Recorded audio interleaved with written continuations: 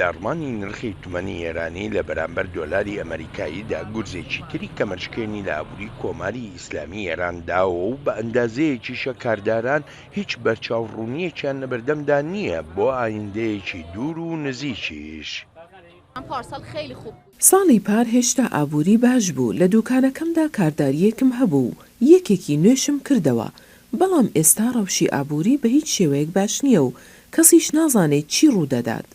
زۆرێک لە وڵاتیانی ئێرانی دەخوازن و هیوادارن بتوانن پارەکانیان بگۆڕنەوە بە دۆلار لەو شوێنانەی ئاڵوگۆڕی دراوی تیادا دەکرێ.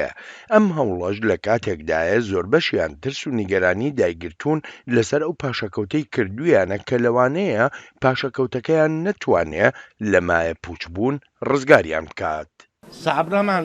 سنوورێک بۆ پشە دریژەمان هەیە، دەتوانین تا سنوورێکی دیاریکراو بەرگای سەختیەکان بگرین و ئیتر کە ئەو سنوورە تێپەڕێ خەڵک هەڵوێستەی دەکەن و دەپرسن ئەی باشە چی بکەین؟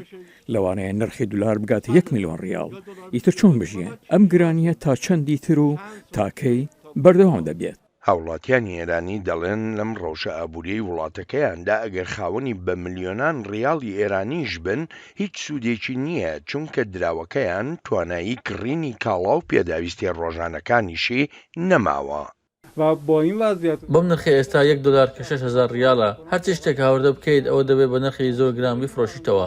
ئەوەی کە ئێستا لە بازار دەفرۆشێتەوە کاڵای ئەو کاتە بوو کە $1 بە 7,350,000 ریال بوو. جا کاڵا نامێنێت، ئەوە دەبێت هاوردەی نوێ بکەیت، پارەی زیاترش بدەیت، ئەو جا لە بری قازان زیانێکی زۆریش دەکەیت. لە مانگی یەکی ڕابردوودا ڕێژەی گرانی گەیشتە لە 53 لە دەدا 4 لە کاتێکدا 2 ساڵ لەمەوبەر ئەو ڕێژەیە لە 41 و لە دەدا 4 بووە بە پێی نێوەندی ئامارەکان لە ئێران. ئەم ڕەوشە خراپە ئابووری ئێران هەندێک بۆ تووڕێی و ناڕزایی هاوڵاتیانی ئێرانی.